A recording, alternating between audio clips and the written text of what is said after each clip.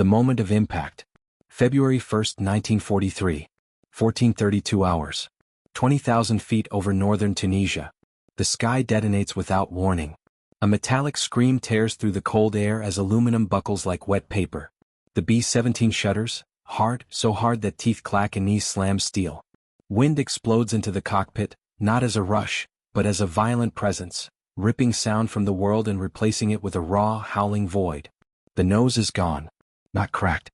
Not torn. Gone.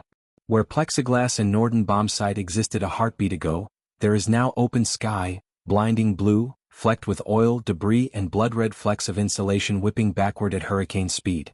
Second Lieutenant Ken Bragg, pilot, grips the yoke as the Fortress lurches nose down. The control column jerks violently in his hands, trying to wrench itself free. The aircraft wants to die. Gravity is pulling it there. The bomber drops. Not a smooth descent. This is a wounded animal losing balance. The engines roar unevenly, for right cyclone radials howling as airflow slams into places never meant to feel it. The cockpit temperature plummets instantly. Breath crystallizes. Wind claws through flight suits and gloves straight to skin. Up front, in the position that no longer exists, Lieutenant Charles Chuck Roberts, Bombardier, is no longer strapped in, because there is nothing left to strap into. He is pressed flat against empty air, held in place only by centrifugal force and the edge of torn metal beneath his boots. One slip. 1 second. And he's gone. Roberts can't hear himself scream. The wind steals it. His goggles are ripped away. His oxygen line snaps loose and thrashes like a severed artery. Frost forms instantly on exposed skin. Behind him, Technical Sergeant Maynard Snuffy Smith, nose gunner, lunges forward, too late to grab Roberts, but close enough to lock eyes with him.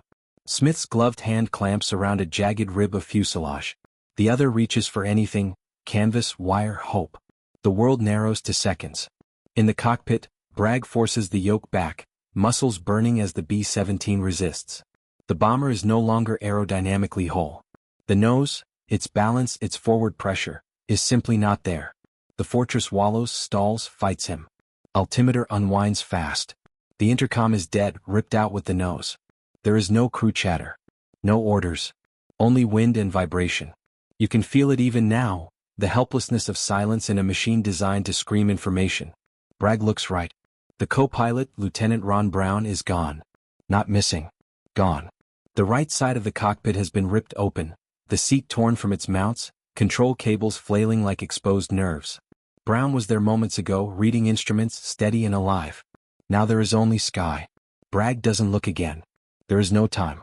The aircraft yaws violently left, then snaps back. The controls respond sluggishly like they're moving through syrup. Bragg trims instinctively, hands working without conscious thought, years of training fighting panic. The Fortress plunges another 1,000 feet. Somewhere behind the cockpit bulkhead, crewmen are being thrown against walls, against each other, against history. The radio operator's desk is buried in debris. The navigator's table is gone. Charts swirl past faces like confetti at a funeral. And still, the engines run. 4 propellers keep turning. That fact alone is a miracle. Because this didn't come from nowhere. Seconds earlier, a shadow crossed the sun. A Messerschmitt Bf 109, closing too fast, misjudged the approach. In a blink, its wings sliced into the B-17's nose. German steel met American aluminum. The fighter disintegrated. The Fortress did not, but it was mutilated. Now Bragg fights physics itself. He eases the yoke back, feathering trim, coaxing lift from a plane that no longer wants to fly. The artificial horizon is spinning uselessly. Wind blasts the instrument panel, needles vibrating, glass cracking. The bomber shudders again. For a moment, a terrifying, weightless moment, it feels like the aircraft has given up. Then, the descent slows. Not much, but enough. Bragg holds it there, sweat freezing on his neck. He does not breathe. He does not blink. Behind him, Smith drags himself forward, inch by inch, against the wind. His gloves shred. His arms scream. He reaches Roberts at last, hooks an arm through the bombardier's harness, and locks himself to the broken frame. 2 men clinging to the open sky. If Bragg loses control, if the Fortress dips even slightly, they're gone. The B-17 steadies. Barely.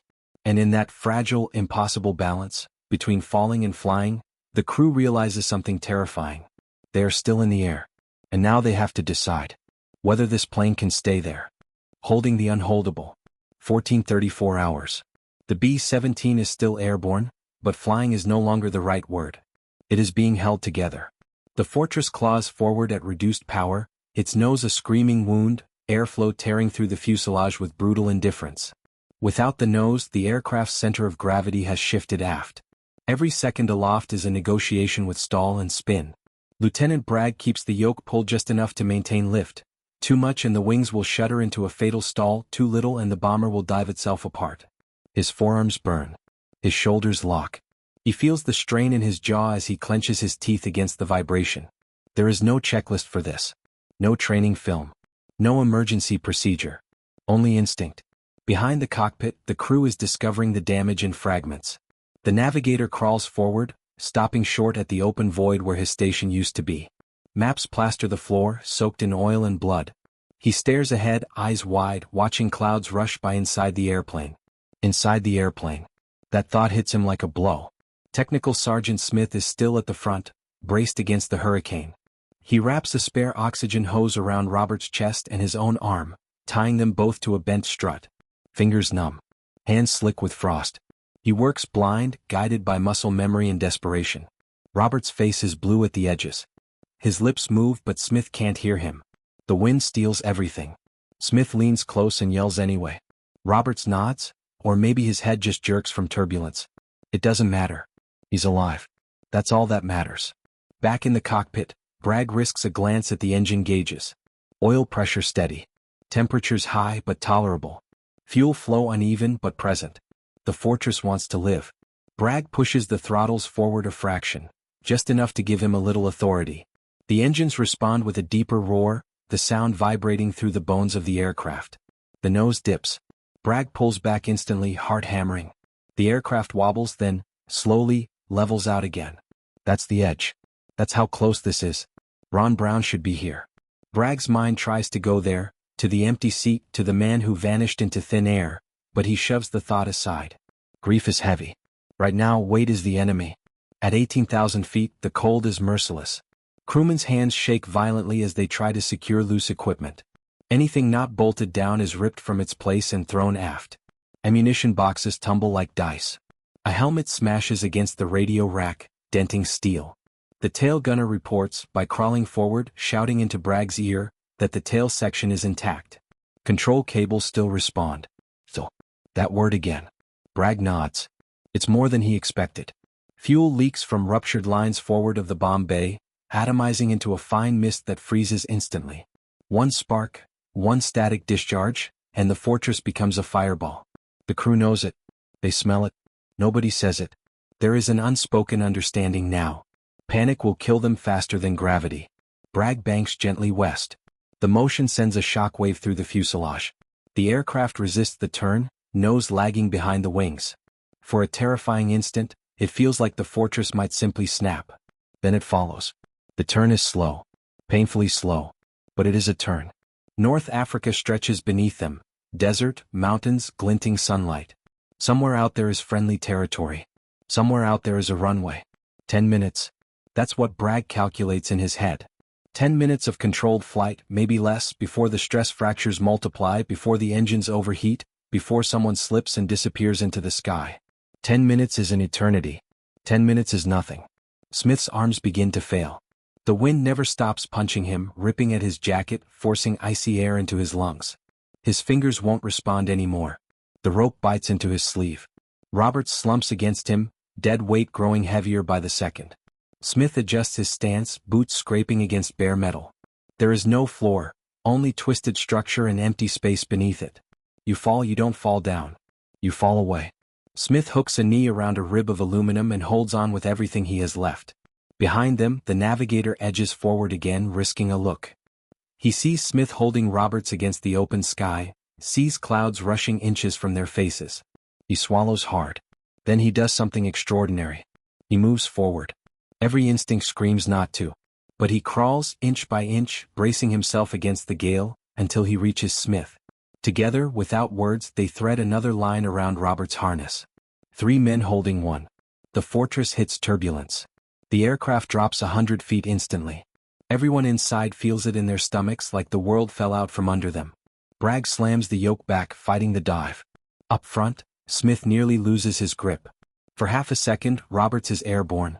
His boots lift, his body pulled toward nothing. The line snaps tight. Smith's shoulder wrenches violently. Pain explodes down his arm. But he holds. The B-17 steadies again. Silence, relative silence, follows. The kind that rings in your ears after an explosion. The wind is still there, but something else creeps in. Oh, they shouldn't be alive. But they are. And somewhere ahead, the horizon is no longer spinning. It is fixed. Bragg stares at it, jaw set, knowing one truth with absolute clarity. If they lose control again, there will be no recovery. And the next mistake will be the last. 10 minutes to live. 1437 hours.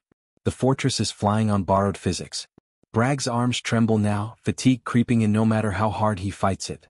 Every correction is smaller, more precise. There is no margin left, only balance. The bomber is trimmed into a narrow band of survivability, one that exists only because Bragg refuses to let go. The altimeter settles at 16,000 feet. That's the compromise. High enough to avoid terrain. Low enough to give the controls bite. Behind him, the crew finally understands the clock they're racing. Fuel is leaking. Oxygen is compromised. The nose is missing. The navigator shouts coordinates directly into Bragg's ear, pointing rather than trusting words that the wind might steal. He indicates a rough heading toward the coast. Allied airfields are somewhere beyond the haze. Bragg nods once. That's the plan. That's the only plan. The bomber hits another pocket of turbulence, lighter than before, but enough to send loose debris skittering aft. A spent shell casing ricochets off the bulkhead and disappears through a hole torn in the fuselage. Gone forever. The thought sticks with the crew. This aircraft is shedding pieces of itself as it flies. Weight, equipment, fragments of identity. Every mile forward is paid for with loss. Up front, Smith's vision narrows. His left arm is numb now, not from cold but from pain. The joint burned white-hot when the line snapped tight earlier. He doesn't test it. He doesn't dare. Roberts breathes shallowly against his shoulder, oxygen finally flowing again through a jury-rigged hose. Frost clings to Roberts' eyebrows and lashes. His face is gray but his chest still rises. So, Smith presses his helmet against the torn frame, anchoring himself by bone and steel. He keeps his eyes forward, staring at nothing, because if he looks down even once, the void will pull at him. You don't stare into gravity. Gravity stares back. In the cockpit, a warning light flickers. Engine 3. Oil temperature creeping past redline. Bragg eases the throttle back a hair. The fortress yawns in protest, nose lagging again. He counters with rudder, careful, precise. Too much and the tail will swing wide. Too little and they'll skid sideways into a stall. Every control input is a whisper. The co-pilot's absence is a physical thing now. There is no second set of hands. No one to call airspeed. No one to monitor engines while Bragg flies by feel. He does it all. Because he has to. Time stretches. Compresses. Seconds feel like minutes. Minutes feel like something else entirely, something measured in heartbeats and muscle tremors. The radio operator crawls forward, shouting that the radio is dead. The antenna was severed with the nose. They are flying blind. No contact, no guidance, no rescue if this goes wrong. Bragg doesn't respond. He already knows. The coastline appears as a thin line on the horizon, sand meeting sea, shimmering under the sun. It looks impossibly far away. It isn't. But it feels like it. A sudden vibration ripples through the airframe, low frequency, dangerous. Bragg recognizes it instantly. Buffeting. The wings are flirting with stall. Airspeed has bled off. Bragg pushes the nose down a fraction, sacrificing altitude for airflow. The engines howl as the fortress accelerates slightly. Altitude ticks down. 15,800 feet. The vibration fades. Bragg exhales through clenched teeth. That was close. Too close. Up front, Smith feels the change immediately. The wind angle shifts, pressure increasing as speed builds. The lines strain harder. The bomber feels like it's being dragged forward by the face. Roberts groans. Smith leans in, yelling, trying to keep him conscious. He can't hear his own voice, but he keeps going, pounding Roberts' shoulder with his good hand. Stay with me. Stay with me. Another shock runs through the aircraft, sharp, metallic. A secondary failure. Somewhere aft, a structural member gives way. The sound echoes through the fuselage like a gunshot. Everyone freezes. Then, nothing else happens. The fortress holds. Barely. The navigator locks eyes with Smith from a few feet back. He makes a slicing motion across his throat, not panic, not surrender, but urgency. They can't stay like this. Smith nods. He knows. The nose position is untenable. One more violent maneuver and they'll lose Roberts, and maybe Smith with him. They need to get him back inside. The problem is simple. There is no inside anymore. Smith signals rearward, motioning for help. The navigator and radio operator crawl forward again, bracing themselves, passing a rope hand to hand. The plan forms silently. They will drag Roberts backward. Against the wind. Against gravity. Against every natural force at 20,000 feet. Smith loosens one line at a time, transferring Roberts' weight inch by inch. The moment the tension shifts, the wind grabs at Roberts' legs, trying to tear him free. Smith roars, more animal than human, and locks his body against the frame, becoming an anchor. The others pull. Roberts moves. An inch. Two. Then the fortress shudders violently. Bragg feels it instantly. The controls go slack, then heavy, then slack again. The airspeed needle dances. The bomber is entering disturbed airflow created by its own missing nose. Bragg fights it, working rudder and aileron together, coaxing stability from chaos. Up front, the motion throws Roberts sideways. His shoulder slams into exposed metal. The line bites into Smith's arm again, reopening pain he thought was already maxed out. Smith nearly blacks out. But he holds. Because if he doesn't, Roberts is gone. Because if Roberts goes, the crew breaks. And if the crew breaks, the fortress follows. The coastline grows clearer now. You can see roads, buildings, a landing strip, small, dusty but real. It's close enough to touch. But the fortress is losing its fight. And the next few minutes, we'll decide who makes it to the ground, and who disappears into the sky forever. The drag through the wind. 1441 hours. The B-17 enters its most fragile phase, not falling, not stable, but suspended in a violent compromise between motion and collapse. Bragg feels it through the controls. The yoke no longer speaks in clean resistance. It chatters. It hesitates. The fortress is flying inside the turbulence created by its own mutilation, disturbed air folding back over the fuselage where the nose once shaped it. Every second forward makes the airflow worse. He cannot maneuver. He can only endure. Up front, Smith locks his boots against the twisted structure and gives the signal. Now, the men behind him pull. Not sharply, never sharply, but with steady, relentless pressure. The rope tightens, fibers creaking as it takes Roberts' weight.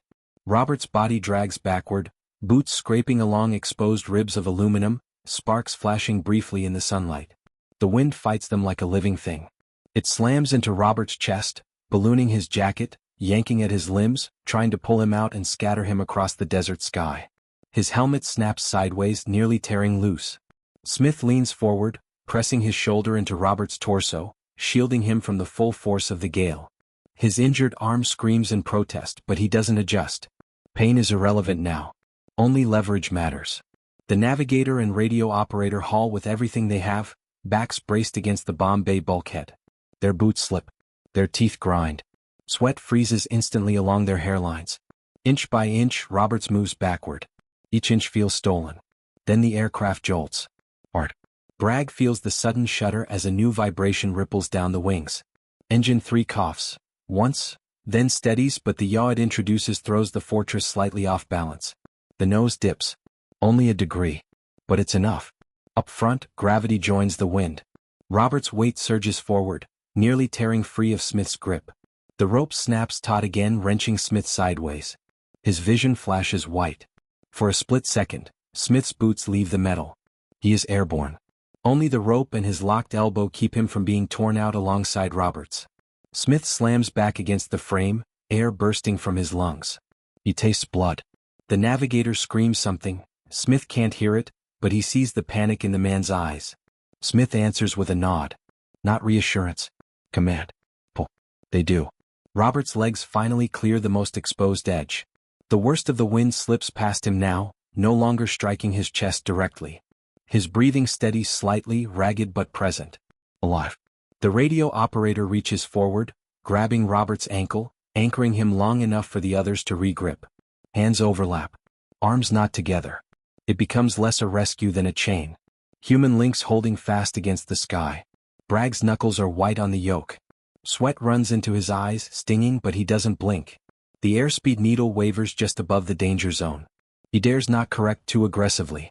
The runway ahead is unmistakable now. Dust plumes rise as vehicles scatter. They see the bomber. They understand. The landing will be impossible under normal rules. So Bragg begins breaking them. He eases the fortress into a shallow descent, barely perceptible, but enough to reduce airspeed without stalling. Altitude ticks down slowly. 13,500 feet. Up front, Roberts is halfway back inside what remains of the fuselage. His boots find metal floor at last. Not secure but real. Solid. Smith releases one line carefully, transferring weight backward, muscles shaking uncontrollably now. His injured arm hangs useless at his side, numb and heavy. The navigator grabs Roberts under the arms and hauls. Roberts slides free of the worst of the opening. The wind howls in frustration. For the first time since impact, the aircraft feels, just slightly, less hollow. Smith collapses backward, helmet striking the bulkhead. He doesn't notice. He stares upward, chest heaving, breath coming in broken gasps. Roberts lies beside him, eyes open, unfocused, alive. They made it. But the victory is brief. A new sound creeps into the fortress. A deep, rhythmic thudding. Bragg hears it instantly. Landing gear doors. He didn't touch them. Something else did. Structural damage has reached another system. The gear is beginning to deploy on its own. At this speed. At this altitude. If it locks down unevenly, or tears free, it could rip the fortress apart. Bragg stares at the runway growing larger in the windscreen that no longer exists. He has one chance. One approach. No go around. No second try. And behind him, exhausted men lie on the floor, barely clinging to consciousness, unaware that the most dangerous moment of the flight is still ahead. Because surviving the sky does not mean surviving the ground. The impossible approach. 1445 hours. The landing gear continues to thud, half deployed, uneven, arguing with gravity. Bragg doesn't fight it.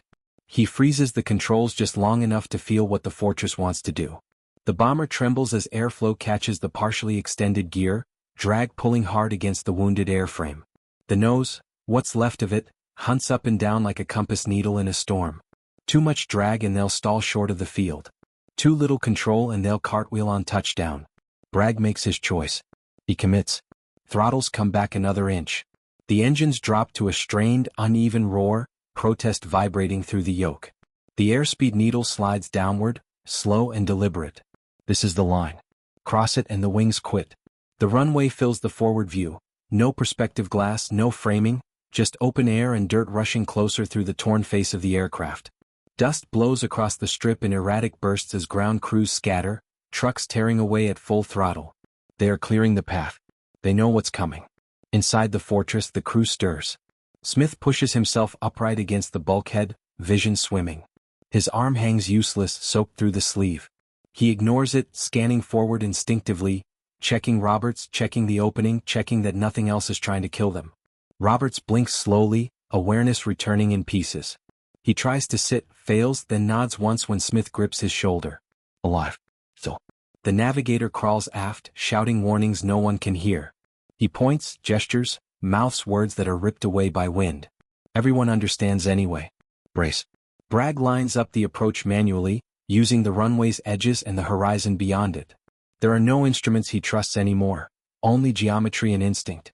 He corrects with rudder rather than aileron, knowing the wings are already close to their limit. The bomber sinks. Airspeed, barely above stall. Altitude, bleeding away. The landing gear suddenly locks with a brutal clang that reverberates through the fuselage. The fortress lurches left, then rights itself. Bragg counteracts instantly. That was luck. Not design. The wind angle changes again as they cross the threshold. Ground rushes up fast now, shockingly fast. The missing nose makes depth perception a liar. Everything looks closer than it is, then farther, then suddenly right there. Bragg flares. Gently. Carefully. The yoke comes back just enough to arrest the descent. The bomber floats, dangerously, chewing up runway at an alarming rate. Too high to land. Too slow to climb. The engines strain as Bragg nudges power back in, trying to cushion the drop without ballooning. The fortress responds sluggishly, like a tired animal that doesn't quite understand the command. Then, impact. The left main wheel touches first, slamming into the dirt with a jolt that throws men from the floor. The aircraft slews sideways, tires shrieking, dust exploding upward in a choking cloud. Bragg stomps the right rudder. The second wheel hits. Hard. The tail comes down next, scraping violently, metal screaming as it kisses the ground.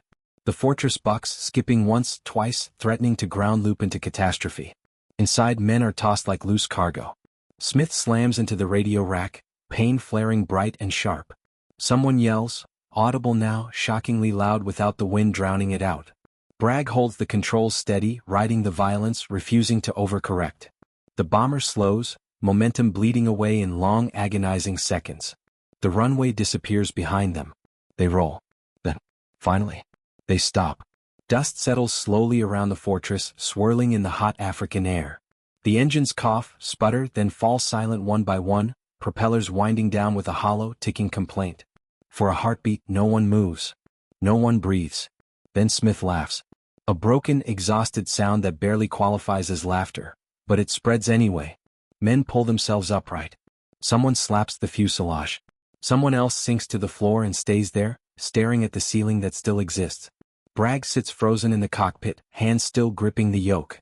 His arms refuse to relax. When he finally releases, his fingers uncurl slowly, painfully, like they're remembering gravity for the first time. He looks forward. The open sky stares back. Where the nose should be, there is nothing, just air, sunlight, and the echo of everything that almost ended. Ground crews approach cautiously now, eyes wide, disbelief etched across their faces. One stops short, staring into the cockpit from a place no man should be able to stand. Another whispers something and removes his helmet. Smith helps Roberts to his feet. Roberts sways, then steadies, supported by hands that feel suddenly gentle after so much violence. They step toward the opening together. Only then do they understand what they flew. What they survived. The B-17 rests on the runway like a relic torn from a myth, its face ripped away, structure exposed, still warm from flight. A fortress that should not exist. And as medics rush forward, one truth settles over the crew, heavier than exhaustion, heavier than pain. They didn't just land a plane. They proved something. Something about machines. Something about limits. And something about what happens when humans refuse to let go. What shouldn't have returned. 1452 hours. The dust still hasn't settled when the reality finally crashes in. Men on the ground move closer now, slow, hesitant steps, like they're approaching something that might still explode or vanish or wake up and start flying again. One crew chief stops dead 10 feet from the aircraft, staring straight through the open void where the nose should be. He can see the cockpit. From the front. That is not possible. And yet it's there. The B-17 sits crooked on the strip, skin peeled back, ribs exposed, flight controls visible like bones beneath torn flesh. The Norden bomb sight is gone. The nose guns are gone. Half the forward fuselage simply ends. Someone mutters a prayer. Another man laughs, sharp and disbelieving. Inside the aircraft, adrenaline drains fast, and what replaces it is worse. Smith's injured arm finally gives out. The pain he locked away comes roaring back all at once, dropping him to one knee. A medic grabs him before he hits the floor, cutting his sleeve open, eyes widening at the damage. "You're lucky you can still move that," the medic says. Smith doesn't answer. He's staring forward, at the sky, still expecting wind to slam into his chest. Robert sits on a crate near the bomb bay, wrapped in blankets, oxygen mask fogging with every breath. His face is pale, his hands shaking violently now that he doesn't have to fight. A medic checks his pupils, then stops and just looks at him. "You fell out of a bomber," the medic says quietly. Roberts nods once. "And didn't," the medic adds. The words hang there, unfinished, like the airplane. Bragg climbs down from the cockpit last. His legs nearly fold under him when his boots hit the ground. A ground officer reaches out to steady him, but Bragg shrugs it off, turning immediately to look at the aircraft from the outside. From here it's worse. Much worse. The nose hasn't just been destroyed, it's been amputated. The structural cut is clean in places, jagged in others. Control cables dangle freely. The co-pilot's seat is simply a gone. That's where Ron Brown was. Bragg closes his eyes.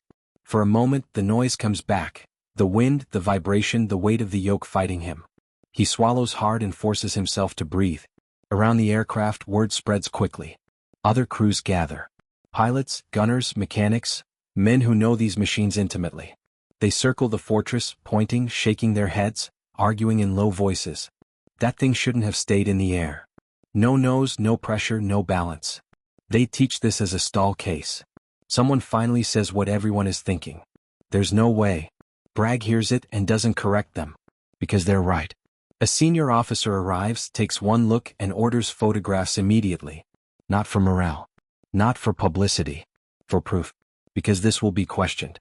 Because this will sound like a lie. The crew is gathered together near an ambulance. Smith bandaged, Roberts wrapped, others bruised, cut, exhausted. 8 men standing who should have been fewer. They look at each other differently now. Not heroic. Not proud. Just quietly aware of how thin the line really was. The officer begins asking questions. What happened, how long, what altitude? But the answers come slowly, unevenly. Time doesn't behave properly in memories like this. 10 minutes feels like an hour. A single second stretches into an eternity. When Smith describes holding Roberts against the open sky, the officer stops writing. He looks up. You're telling me you were outside the aircraft, he says carefully. Smith nods. Hanging on. Silence. The officer closes his notebook. We'll finish this later, he says. Get these men taken care of. As the medics lead them away, the Fortress remains alone on the runway, silent, broken, defiant. A mechanic climbs onto the wing, peers forward, then climbs back down, shaking his head. I don't understand how it flew, he mutters. But that question. That's not finished yet. Because the story of this aircraft isn't ending on the runway. It's only just beginning. As word spreads. As photographs circulate.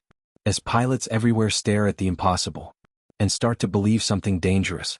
That maybe, just maybe, limits are negotiable. And that belief will change how men fly into hell. Echoes of courage. 1500 hours. The sun dips slightly lower, casting long shadows across the desert runway. The B-17's skeletal nose glints in the dying light, an eerie reminder of what nearly wasn't. Mechanics circle it, careful, reverent. They whisper among themselves, not quite believing what they see. Every panel, every strut, every dangling cable tells the story of survival against impossible odds. Inside the ambulance, the crew is quiet. Not out of fear but from exhaustion, the kind that sinks into bones, muscles, and memory. Roberts sits with Smith on one side and the navigator on the other. Their hands shake, not only from cold or adrenaline but from something deeper. The realization that they've stared death in the face and walked away. Bragg remains perched nearby, watching the Fortress. His jaw is tight. He doesn't need words to remember the hours in the air, the deafening roar of wind, the screams they couldn't hear, the weightless fear when Roberts nearly slipped from Smith's grasp. Images burn in his mind, the missing co-pilot's seat, the open sky where the nose used to be, the airframe trembling under his hands. He exhales slowly, a sharp gust against his cheek. In those 10 minutes he had been more than a pilot. He had been a tether, a guardian, a guide for men dangling in nothingness. He had felt the thinness of survival, the margin between life and oblivion measured in inches and seconds. Outside, the other B-17 crews begin gathering around the runway.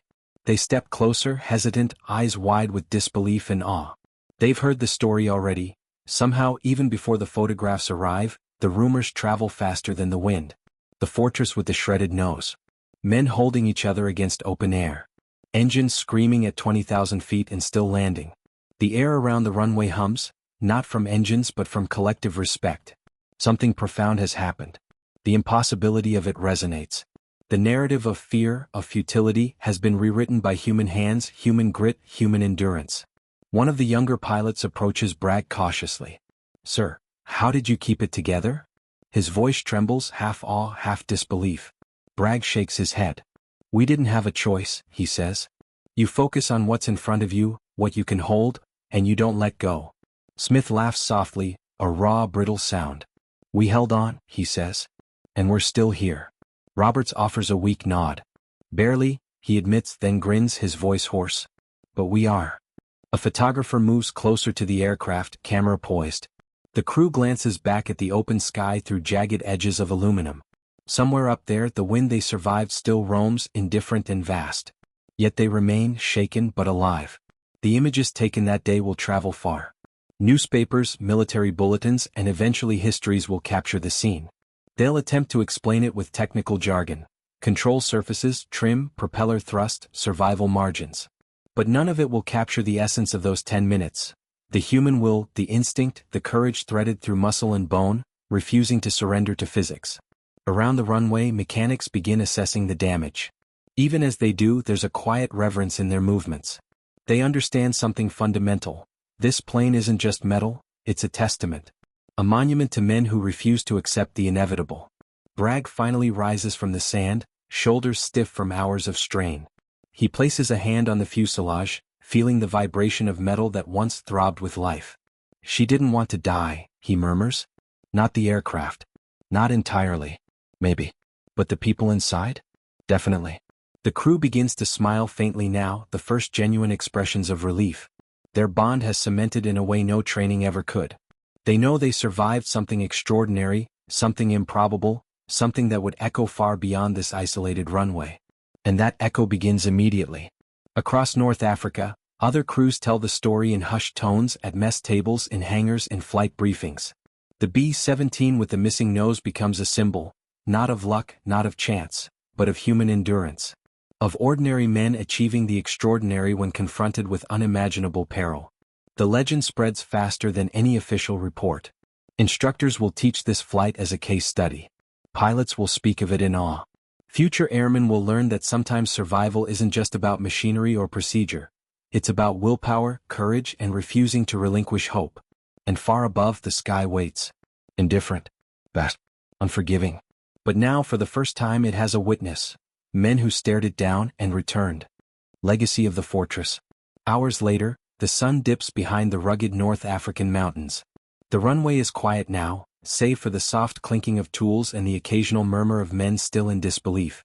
The B-17 sits like a monument, its nose torn away, wings scarred, fuselage battered, but intact. Against every rule, every expectation, it endured. The crew has been debriefed, bandaged, fed, and photographed. But no formal words can convey what happened in those 10 minutes at 20,000 feet, when sky and wind became enemies, and death hovered in every breath of air. Words fail where instinct and courage prevailed. Bragg leans against the wing, staring up at what remains of the fortress. He sees more than aluminum and rivets. He sees faces, Smith bracing Roberts, the navigator straining, the invisible rhythm of coordination that no manual could teach. The plane is a vessel, yes, but also a canvas of human resilience. In the following days, news of the incident spreads. Photographs of the open-nosed bomber circulate, first among squadron members, then throughout the Air Force. Men whisper the story at mess halls, in barracks, in hangars. The impossible becomes legend. Pilots study the images with wide eyes, asking questions that have no real answers. How did they survive? How did they keep the plane level, alive, flying? The narrative becomes more than a tale of survival. It becomes a symbol. Human will triumphing over machine limits. Teamwork defying physics. Ordinary men performing extraordinary acts when faced with the unthinkable. Instructors tell the story to new crews as an example of courage under pressure. Veterans speak of it years later, still shaking their heads at the audacity of it. For Smith, Roberts, Bragg, and the others, life after that day carries a permanent weight of understanding. They know what it means to confront the impossible and return. They are changed, their bond forged in terror and triumph, a silent code connecting them for life. The B-17 itself, patched and repaired, returns to service, but its nose is never quite the same. Mechanics leave it intentionally scarred, a visual reminder to every crew that flies it. Even when all seems lost, endurance, courage, and human will can defy expectation. Decades later, historians and enthusiasts recount the flight as one of the most remarkable acts of aerial heroism in World War II. The tale of the fortress with the destroyed nose, and the men who kept it airborne against all odds, is retold with awe, wonder, and humility. It transcends a mere military achievement. It becomes an enduring HFY story, proof that human determination can bend the rules of nature itself. The lesson lingers. The sky is unforgiving. Machines can fail. The odds can crush you. But the human spirit, the will to survive, to protect, to persevere, remains unbroken. Against every shred of doubt, against every gust of wind, these men proved it. And as long as their story is told, the courage of the B-17's crew lives on. Ordinary humans, faced with extraordinary peril, can achieve what seems impossible. The fortress's shattered nose became more than a wound, it became a testament, a symbol, a legend. They survived. They endured. They inspired.